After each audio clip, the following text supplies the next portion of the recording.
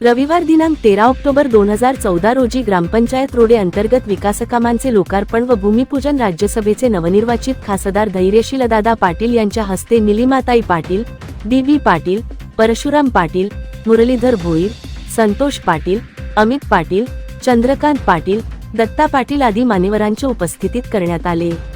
यावेळी रोडे सरपंच दिनेश पवार, उपसरपंच दिनेश पाटील, शांती पवार, नरेश सोनवणे, रामकृष्ण वाघमारे, जयश्री गोरे, प्रभाकर खळे, दत्तात्रेय पाटील, जयसिंग म्हात्रे, चिंतामण पाटील, अबुफजल मुजावर, जगन कोळी, शिंदे गुरुजी, लक्ष्मण गोरे, राजश्री पाटील, रेखा पाटील, भगवान पाटील, हरिश्चंद्र उघडे, स्वप्नील म्हात्रे यांच्यासह रोडे ग्रामस्थ तसेच महिला मोठ्या संख्येने उपस्थित होत्या। यावेळी रोडे ग्रामपंचायत हद्दीतील जल जीवन मिशन अंतर्गत रोडे फणसवाडी, धरणवाडी, बारशेतवाडी येथील जल योजनेचे लोकार्पण, रोडे धरणवाडी येथील अंतर्गत रस्त्याचे लोकार्पण, रोडे अंगणवाडी इमारत लोकार्पण, रोडे कोळीवाडा व मोहल्ला येथील अंतर्गत पाईपलाईनचे लोकार्पण, रायगड जिल्हा परिषद शाळा रोडे सुशोभीकरणाचे उद्घाटन, रोडे बौद्धवाडी येथील अंतर्गत पाईपलाईन, बौद्धवाडी येथील अंतर्गत रस्ता, सार्वजनिक शौचालय, स्मशानभूमीकडे जाणारा रस्ता या कामांचे उद्घाटन, रोडे व्यायामशाळा इमारतीचे भूमिपूजन, बारशेतवाडी रस्त्यावरील मुख्य साकव भूमिपूजन, बारशेतवाडी रस्त्याचे भूमिपूजन, फणसवाडी रस्त्याचे भूमिपूजन, धरणवाडी रस्त्याचे भूमिपूजन, पबजी रोडचे भूमिपूजन संपन्न झाले। त्या महिन्यामधनं करवटीला लावलेली एखादी नोट ती सुद्धा झटकन नवऱ्याच्या हातामध्ये या ठिकाणी देते। तिला नणंदेचं बघायला लागतंय, तिला जावचं बघायला लागतंय, तिला सगळंच बघायला लागतंय आणि तरी सुद्धा महिलेला संसारामध्ये असलेला जो मान आहे तो पुरुषापेक्षा कमी असतो, ही वस्तुस्थिती आहे।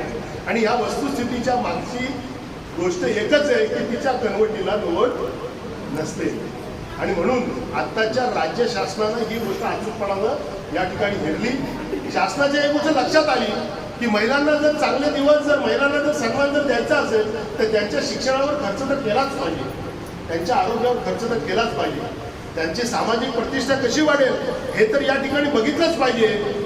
परंतु नवऱ्याला अडचण आल्यानंतर, पोराला अडचण आल्यानंतर जर एखाद्या घरातल्या बाईनं झटकन जर 500 रुपयाची नोट जर नवऱ्याच्या खिशात जर टाकली तर मग मात्र नवरा मात्र बायकोला कधी असं कधी बोलणार नाही। ही अचूक गोष्ट या ठिकाणी आपल्या सरकारनं या ठिकाणी ओळखली आणि त्यातून महिलांच्या खिशामध्ये 1500 रुपये पडावेत म्हणून नाही, महिलांच्या पर्समध्ये 1500 रुपये पडावेत म्हणून केवळ नाही तर महिलांची प्रतिष्ठा देखील वाढावी ह्याकरता 1500 रुपयाचा बहिणींना असलेला ही भेट ही या सरकारनं या ठिकाणी मित्रांनो या ठिकाणी चालू केली। मी हे का बोलतोय, शेवटी दुनिया दिल्या घेतल्याची आहे। दिल्या घेतल्याची दुनिया म्हणजे काय, सोयरा आपल्याकडे आला, आपण सुट्टीचा पाणी केला आणि मग आपण सोयऱ्याकडे गेलो, तोही हमखास सुट्टीचाच पाणी केला। पण आपण कोंबडा कापला तर तो काय बोलेल, कोंबडा गावठी कोंबडा नको पण चिकन तरी बाबा 1 किलो आणू दे, ह्याला ज्याला दिल्या घेतल्याची दुनिया या ठिकाणी म्हणतात। आणि म्हणून आपल्या प्रतिष्ठेचा विचार जर शासन जर करत असेल तर असलंच ह्या पद्धतीचाच विचार करणारं शासन आपल्याला पुढील 5 वर्ष हवं की अजून कुठलं तरी शासन आपल्याला अजून कुठल्या तरी वेगळ्या शासनाची आपण परीक्षा घ्यायची ह्याचा विचार आपल्याला मित्रांनो या ठिकाणी आया बहिणींनो आपल्याला या ठिकाणी करावा लागेल।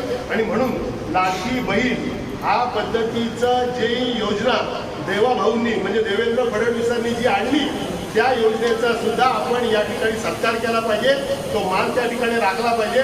आणि पुढाऱ्यांचा मान राखायचा म्हणजे काय, त्याला पाणी द्यायचं, त्याला जेवायला बोलवायचं, त्याला हार नारळ श्रीफळ द्यायचा, ते तर झालंच, पण पुढाऱ्याचा मान राखायचा, शासनाचा मान राखायचा म्हणजे पुन्हा एकदा हेच सरकार आलं पाहिजे हा निर्धार आपण या ठिकाणी करायचा, म्हणजे आपण खऱ्या अर्थाने हा मान या ठिकाणी राखू। आणि म्हणून भारतीय जनता पक्षाच्या आणि महायुतीचे असलेले उमेदवार कोण उमेदवार ते 2-4 दिवसामध्ये आपल्याला या ठिकाणी सांगितलं जाईलच। त्या उमेदवाराचे कमळाची निशाणी असलेल्या चित्राच्या पुढे असलेलं बटन दाबून त्याला अधिकाधिक संख्येनं अधिकाधिक मतांनी या ठिकाणी विजयी करा एवढंच या ठिकाणी सांगतो आणि थांबतो। नमस्कार। जनोदय करिता विनायक पाटील पेण।